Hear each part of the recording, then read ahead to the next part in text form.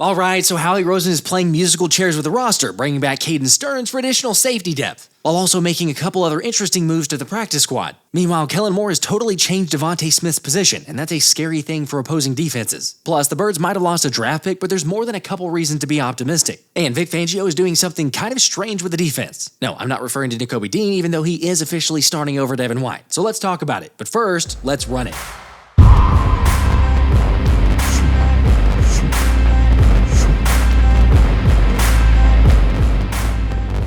What's up, guys? Hey, quick update that the merch is officially dropped. So if you're looking to get a Let's Run It t-shirt or one of the exclusive designs that Thomas and I partnered up with, then check out the link in the description or go to thefillylink.com. I mean, you can't really go wrong with any of the options like the A.J. Brown Always Open, Jalen Hurts QB1, the Baby Rhino Jalen Carter, and the Slim Reaper DeVonta Smith. So seriously, check them out. Let me know what you guys think in the comments. Now, I brought up the Slim Reaper for Smitty, but maybe I should start calling him the Slot Reaper, since number 6 ended up spending 70% of the snaps from week 1 in the slot. Plus, it's kind of a given, but DeVonta deserves a lot of credit for showing up big in the biggest moments. For example, helping to convert on a 4th down in the first half, and then again on a 2nd and 13 and a 2nd and 8 on the last drive of the game to put the game on ice. Also, I've talked about Kellen Moore's usage in a recent video, but one of my favorite plays was in the second quarter when Will Shipley went in motion, because that last-minute movement put the defense in a bind, allowing Jalen to look off the cornerback and let Smitty slip in behind for a big gain. Motion's an aspect that certainly we want to utilize as much as we can. By game plan, it's going to be different. There's certain schemes that, it may give us an advantage. Sometimes it may be more window dressing, and we'll see how much we emphasize it. But I think, again, we want to try and present the defense and stress their pre-snap communication, whether it be tempo, whether it be cadence, whether it be the motion aspect of it. I think every game plan is going to have a little different flavor, and so I thought he did an excellent job. I think he saw it well. He saw the adjustment the defense was making, and he was able to find a bunch of completions off of it. There were elements of this offense that looked completely unrecognizable. And think about this. The Reaper had 7 catches for 84 yards against the Pack, but 5 of those catches went for first downs, and 4 of them were due to his yards after the catch. I know a lot of people have been talking about it, but to see the revised route tree from Kellen Moore is incredibly refreshing, instead of limiting the wideout to literally lining up on one half of the field. Granted, just one game, but we saw that alignment way too often last season. By the way, this is not an anomaly, so you better expect we're going to see 6 lining up inside quite a bit. Which shout out to PFN's Anthony DeBona, who pointed out that Smith averaged 4.3 yards of separation when he was targeted in the slot. FYI, but that's more than double the amount of target separation Smitty averaged last season. And he was also the 3rd most efficient pass catcher in the league in week 1. Like, I don't know if it's the fact that he's so reliable or consistent, but it's just gotten to the point where I don't even blink when Smitty delivers in crunch time. I mean, it's just what you expect from him. Also, I know we were expecting to see his slot usage go up, but actually getting to see it for the first time in the first game, real action, how do you guys feel about the involvement there? Seriously, we don't win without his contribution. He just does an excellent job. He's got great spatial awareness, great feel for the game. I think, when you play inside as a receiver, there's a lot more variables. There's a nickel on top of you, but there's a safety, there's backers.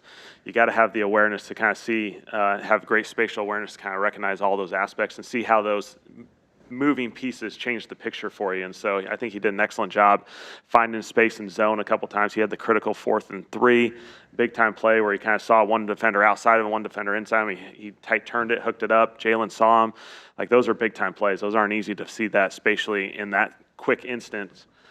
He'll continue to play outside in different roles and different situations, and we'll move those guys around. AJ will be in there some, and so that's the beauty of what we have at the receiver group is those guys can play all over the field. By the way, for the argument about Philly having 2 wide receiver 1s, they finished in the top 10 this week in terms of grading. However, while the Eagles are winning there, they did officially lose a 2024 6th-round pick in Dylan McMahon, after it was reported that the LA Rams signed him to their active roster since they're dealing with multiple injuries to the O-line and could really use the help, and leaving the Birds 1 man short on the practice squad.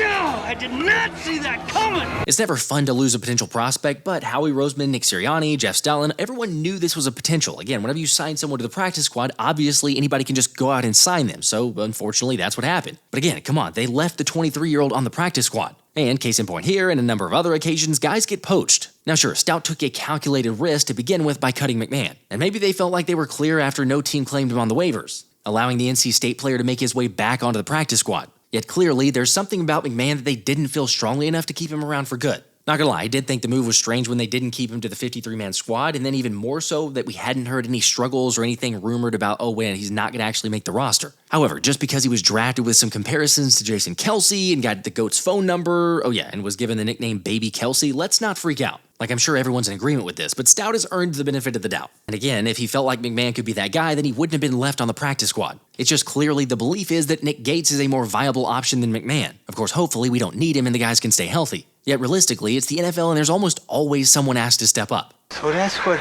opening up a can of whoop-ass feels like. Son, you just opened a whole case of whoop-ass. I would be honored if you played football for this team. Well, the Eagles O-line did do just about that on Friday. A Stout's unit graded as the second best pass blocking group and fourth best run blocking team in the NFL for week 1. By the way, not to take anything away from Saquon Barkley because he was just unreal and won NFC Offensive Player of the Week for his effort. But we were fired up to see him behind this O-line. Yet maybe no one as much as Brian Baldinger. Watch this RPO right here. Just a run-pass option, and watch Juergens and Dickerson go to work. Like, watch this movement right here. Like, you know, you go to Brazil, you eat at a meat house, right? You get all the meat you can. Whatever you want. You want filet, you want pork. You watch Mekhi and Lane go to work right here and just lifting the defensive tackle out right into the lap of the safety. Like, you think Saquon's not going to get yourself 9 yards right there? It's destruction. It's a churrascaria is what it is. Fourth quarter, breaking the Packers' will right here. Watch them go to work right here. Like, look at this cutoff. Like, there's not a single gold helmet anywhere to be seen. It's the Maginot line. And Barkley's going to take whatever crease he can. You watch this right here, and then you watch Rashawn, okay? Gary against Lane Johnson. Watch him just take him wherever he wants to go. Here comes Juergens on the pull. Dickerson to the second level. Like, it's just, like, you know what? At that churrascaria, what you do is you put that green tab on. As long as it's green, they just keep serving meat. They just keep bringing the meat. And this is what Lane Johnson's going to do right here. This is a meat.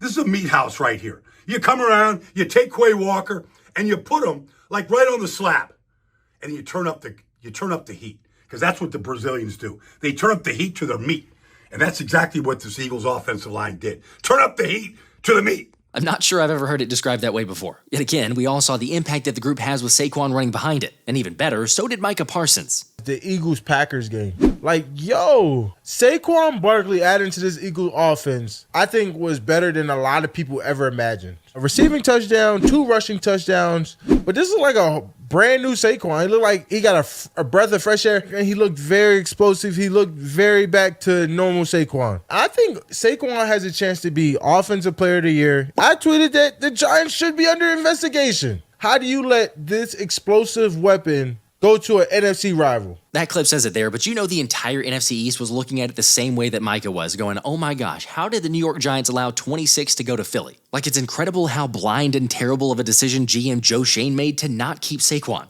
Because we're not going to franchise him. Like, it doesn't make any sense to franchise him. So. Unless you think you can trade him after doing that. Right, and then could we get something and trade him? What are we really going to get? Unless it got down to like $7 million. And I don't want to offer that because I don't want to be like we disrespected him. There's 31 teams. It only takes one to, maybe be open to doing something. If it doesn't get to that, hey, we're going to do the right thing. We're going to let you hit free agency, find out your market, come back, and let us know if we can match it. If we can, we'll have those discussions. I mean, in a perfect world, I'd still like to have him back. Until we can prove that we can have a decent offense without him. Daniel's making a lot of money, and it's the fork. Like, we got to figure out is he the guy? So we got to protect him. Well, that doesn't look very promising based on the early returns, as DJ continues to be absolutely atrocious and is practically stealing money at this point. At the same time, there's not a lot of talent on the roster, at least on the offense. But again, thank you for gambling on the wrong quarterback. And thank you to Dallas for doing the same. Since right before the Week 1 matchup versus Cleveland, Jerry Jones decided to pay Dak Prescott a record deal, with a franchise quarterback getting a $60 million per year deal for 4 years and a $231 million of that guaranteed. Although sure, I guess you could argue that that's at least going to get you some fairly solid regular season play. However, to go ahead and lock up the funds like that for a player who won't ever get you past the divisional round of the playoffs is certainly a decision. I immediately regret this decision. Jerry Jones is the gift that keeps on giving. Anyway, speaking of a divisional rival, the Eagles officially signed former undrafted free agent cornerback A.J. Woods to the practice squad, which if you're not familiar with Woods, he played 4 seasons at Pittsburgh primarily as an outside corner. However, like Anthony DeVonta shared, given his size, he could likely be a better fit at slot, as that's also where the Commanders were playing him in the preseason, with the Rook playing 46 of his 55 snaps in that position. Of course, just a depth play considering the guys that are already on the roster and then also the guys in the practice squad, but I don't mind it considering his versatility. And then the other move was seeing Philly sign wide receiver Danny Gray to a practice squad deal to bolster some receiver depth. Also, Gray's the exact Howie Roseman move you'd expect. since he's a former third-round pick out of SMU by the 49ers in the 2022 NFL Draft, where he then led San Francisco in receiving during the preseason. Now, unfortunately, that didn't amount to much during the regular season, as the 25-year-old only played just 87 offensive snaps to go along with 19 on special teams. And then Gray was placed on the injured reserve prior to the following season, where he eventually was waived. So, worth a shot on the potential, yet at the same time, Gray's one of 4 wide receivers on the practice squad, so not necessarily expecting a ton out of him. The Eagles announced that they were letting go of wide receiver Griffin Hebert and linebacker Brandon Smith. Yes, if you're doing the math correctly, I think that's still one spot open, at least as the time of the recording, but I will say this, that I don't just love seeing Brandon Smith get let go, especially with the depth there. However, I guess after the linebacker play this past week, maybe you don't need as much. As Zack Baun had a really good performance, yet was somehow robbed of the NFC Defensive Player of the Week. I mean, the dude literally surpassed most everyone's expectations. Obviously, I've talked about him a lot in a recent video, so I'm not going to rehash that here. However, Nakobe Dean was one of those we weren't sure about from preseason or camp, yet we can now say he's officially solidified as the starter over Devin White. No, Nakobe's the starter. With Nakobe the starter now, I'm curious, where does Devin White fit in, and have you talked with him about, maybe Nakobe being the starter now, considering he took so many first-team reps in training camp? Yeah, obviously we've talked to him about it, and he's still a good player. He tweaked his ankle last week. He's still part of it and will be part of it. So what went into the decision, Vic, to have Nakobe as the starter? What did you see? I just think from the start of camp to the end, he won the job. Okay, first off, let me just say I was wrong. I didn't expect Nakobe Dean to start over Devin White. I've said that a number of times, but the fact that Devin White was getting first-team reps, I really thought it was a done deal. But like Fangio said, Nakobe earned it. Although I'm still struggling to come to terms with the report from last week, maybe there was something after all when it comes to the report about the Eagles trying to trade Devin White ahead of the 53-man cutdown. I don't know, I still really can't get behind that. Either way, here we are. Devin White is the Eagles' backup Mike. Now let's be real though, just like I mentioned a second ago, it can all change in a blink. So the fact that White is ready as your backup in case of an injury along with Jeremiah Trotter Jr. is definitely encouraging. But for those concerned with the level of play against the run or suggesting the linebackers weren't up to par there, you're right, they could be better, but it might have been some play calls that hurt the run support the most. With Johnny Page pointing out several instances where Fangio elected to be too aggressive there, as he kept using a slant stunt technique for the defensive tackles to get up the field quickly, rather than the traditional gap and a half technique. Basically, as we saw during the game, too much aggression allowed the Pack to just run it right past the D-line and create mismatches on the second level. And as positive as we are about the defense, the Packers finished Week 1 with the second highest EPA per rush. So, while we did get the win, obviously that's not the recipe for success. Also, another case in point Johnny mentioned later was seeing an ill-advised alignment, with the Packers using motion to move Dean away from the run side and then leaving Nolan Smith on an island where they don't even have to block him. So yeah, interesting stuff to say the least, but what might be the most unexpected was to see Vic Fangio play cover 3 over 51% of the time, which is an absolutely high amount for the DC. I hear you, it makes sense that possibly going in that type of alignment is due to the fact that they had some different players playing at other positions, or it could be the field issues, but still, it's a crazy high amount to say straight up cover 3, do it more than 50% of the time. Still though, Fangio did give the nod to the field condition playing a factor with the D-line and pressure, but like he said, they also need to be better. Of course, let's make sure and give Moro Ajomo some credit for playing well and generating 2 pressures in the game. Honestly, had he not gotten pressure on Jordan Love, the Packers might have taken the lead here late in the 4th. Also, you're probably aware by now, but Nolan Smith played more snaps than Bryce Huff, and he actually generated a pressure as opposed to Agent Zero, who had, well, 0. Now, I don't want to go over the top or anything because it's not like the D-line was dominant. Yet to see Nolan out there making a few plays in the run game and generating a pressure was promising in terms of his development. However, I'll also admit on a legit field, you'd probably want to see him win a few more of his one-on-ones because it was most of the time the Packers saying, okay, let's just go one-on-one, leave Nolan Smith out there, and he wasn't able to do too much. Again, not most of the pass rush was able to do anything either. Although I get it, the more concerning element to most people is Bryce Huff. Like to see the dude who got paid $17 million per year only play 30 snaps, for the record, that was also fewer than Brandon Graham played, is not necessarily the most encouraging sign. But like I'll continue to say, and most everyone is in agreement with, I'm going to hold off judgment, at least full judgment, until we get a quality field. Though I won't deny Fangio's response to what will it take to see more playing time from Huff being somewhat telling. Just separate himself from the other guys. Think about this. The Eagles gave out $37.5 million guaranteed to Bryce Huff and to Devin White. And now you have one of them who's not going to play as being benched, and then the other one who's really only playing 30 snaps so far. On one hand, I understand. That might be alarming. However, personally, I like the fact that Vic isn't giving out anything just because of who you are or your contract, aka the best player will play.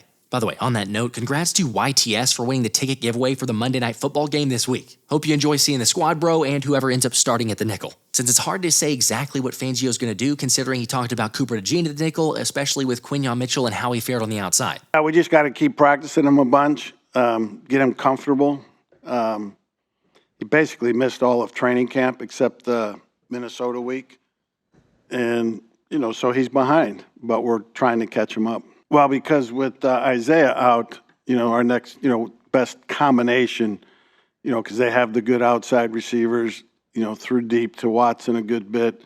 We want a Quinyon out there. Look, long-term, Q's going to play on the outside, but hearing the press conference, also Fangio's thoughts about Brazil, it does sound like Zay's going to move to the outside, so you'll have Isaiah Rodgers and Slay as the outside guys and Q back into the inside. Again, who knows how long that's going to be, but the initial for Atlanta, that's at least where I'd be leaning to go. I could be wrong, though, and regardless of how you feel, it's just amazing to have the kind of depth we do. And I suppose we can add to that now with the Eagles electing to bring back safety Caden Sterns. Not gonna lie, I was hopeful for Sterns when he was first initially signed, yet at the same time somewhat skeptical with him failing the physical in Carolina and previously being released by Denver. So seeing that he's been cut once by the Eagles and then signed to the practice squad and then cut again, I don't have much confidence in any sort of contribution. Although maybe Fangio saw Tristan McCollum take out Zack Baun and figured they needed to get someone else for depth. By the way, that was a joke. Anyway, let me hear y'all's thoughts on the nickel, the linebacker position, the pass rushing concerns, and everything else. Until next time, this has been the Philly Special.